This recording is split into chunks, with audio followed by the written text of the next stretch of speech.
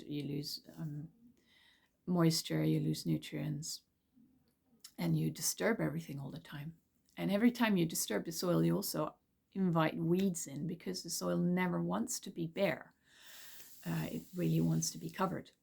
So yeah, so perennial plants, first of all, they start earlier in the year usually, not always, but a lot of them do, which means before you can even start and sow your little annual things outside, you already have some green cover coming up, making sure that the soil is taken care of, and they already can start growing.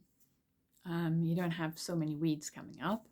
So a lot of advantages. And then, yeah, so that is kind of the idea. And I'll take you just to my map. So yeah, this one, we have, it's all set up in these circle things and with feng shui, but I won't really go into that. So, but here you got like you got a whole tree strip, and here more lower, a bit shrubby, like some higher things in the back, and then sort of peters out to shrubs. And then you have this large pond, which was like the idea that the Ringing Cedars books gave, but with permaculture idea in those little strips of it, which is because I put it, I'm envisioning this being on a hillside. So if you, maybe I'm getting too technical, but this would be the way to make sure you actually use your pond better. You have more edges, which means more space for plants, and you have, yeah, that it just flows from one pond in the next, so that you don't have one big one, but then where one side has to be really deep and the other one really shallow. It's much more even in a way. And then we have lower areas where you grow other like lower growing crops, and also maybe some annuals, because of course we aren't quite done with them yet. We still need like nice lettuce and stuff. Well, actually there's a surprising amount of those that you can grow that are perennial, but yeah, just like your normal kind of things, because while there is a lot of choice available in perennial plants, there is still more that are already nice and not fibrous or whatever, like chewy. So we'd have to do some experimenting with those perennial plants. So you want to kind of have a mix, I think. And now that's just one garden, but like I said, the idea was to have a whole community of gardens, up to 100. Well, maybe we won't go that far because you'd have to have a very big farm for that, but you could still have like maybe say 50 gardens, 50 groups of people, 50 families or whatever, all working together in a way. So that is part of the vision that I have, to have a large farm, because when I set out, I of course first thought of, okay, what do I want? But it's also very much, how do we change the way we grow food? How do we make it so that we stop having to fight against nature or fight for our crops, and instead work with it, so that we have time to do it well, and so that we also have the time to give it that love and attention, because I know that we in the orchard don't really have that time.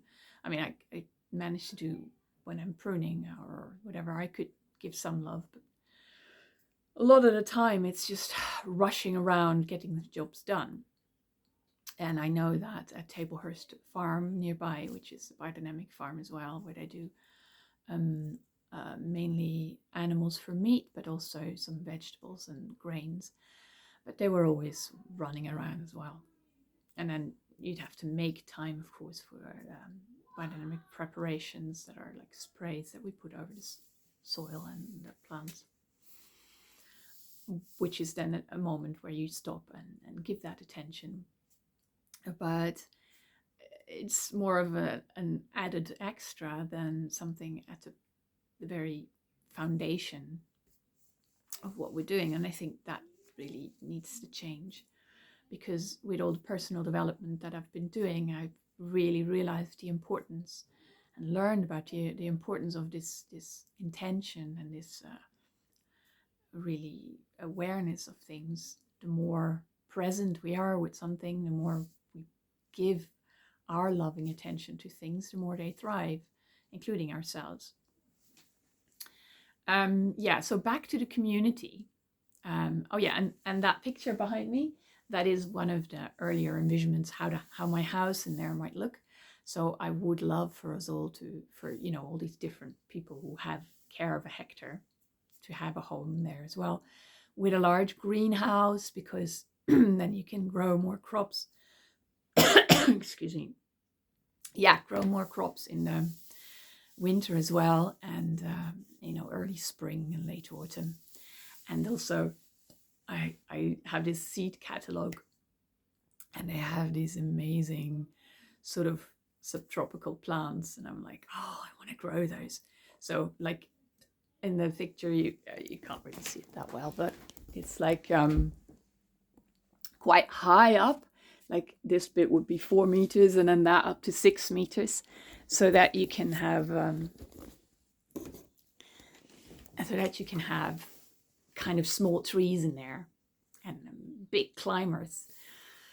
But especially those small trees. There's some trees like from India and stuff that like are described as really beautifully scented when they have their flowers and their fruits. And imagine sitting in your greenhouse and just smelling all these amazing things. And yeah, I really love that. So that's another challenge, to get that permission. It's quite tricky here where I am in this area, but that's something I really would like to see, to live in the garden, because I've helped a friend with his allotment for a while, or 1 year, and I really noticed how important it is to be right there, so that you step out of your door and you see what needs doing, you see what's ripe, what's ready to be harvested, you see what needs weeding or a bit of water and all these things. Otherwise, it's so easy to lose track. I mean, yes, you can go there every day, but still, I don't know. I really would love to be able to live there, and have chickens, and not too close to the house though, because they are really